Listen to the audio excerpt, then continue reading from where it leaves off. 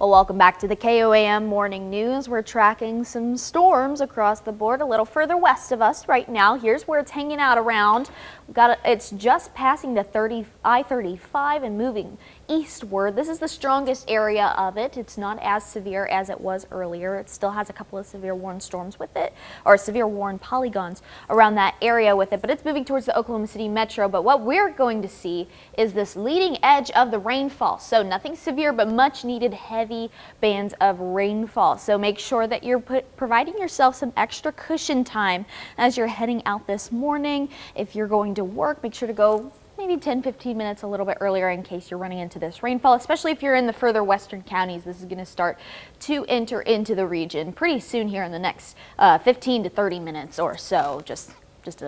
Its estimation. It's moving rather slow right now. Temperatures hanging around in the 60s. We're pretty mild for the most part. In the mid to upper 60s, Carthage and Joplin 66, Parsons, 68. Veneta, you're hanging around at 67 degrees. We'll warm up into the 80s heading into today. So thankfully, a much needed change from what we saw last week into the triple digits. So thankfully, we're not at that point anymore. We have that chance for some rainfall, cooling us down even more.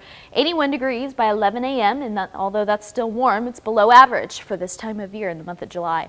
We could consistently see triple digits. Thankfully, we're not seeing that right now. Temperatures rising up to the upper 80s, 87 for your high today. So we'll see that warmer pattern, but not as warm, thankfully. But the rain chances will persist into the afternoon and also the evening hours as well. Tonight's low, 66 degrees. So we'll see those rain chances begin to ramp up heading into this evening, some of which could be strong and some could be severe. Here's the threat. This green area, 1 out of 5 risk, and this yellow area, 2 out of 5. So all of our threats are in that slight risk, but nothing is at a 0 at this point. Here's a look at your timeline on this. We'll see afternoon showers this Friday, today in the afternoon, and then we'll begin to see these stronger storms begin to ramp up, and then Saturday we'll see those really widespread storms begin to enter into the picture early Saturday morning. We'll continue to see that before it moves out of the picture into the mid-morning hours on Saturday, leaving us with a couple straggling showers here and there into Saturday evening, but then we'll get a break.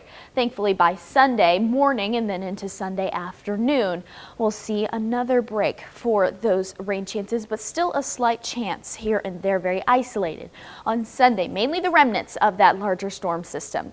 Here's a look at your 7-day forecast. We have chances for rain across the board Friday, Saturday, and a little bit on Sunday. We'll get a break on Monday before we see those rain chances ramp up once again. We'll have some pop-up storms here and there, 30%, and then into 20% Thursday and Friday.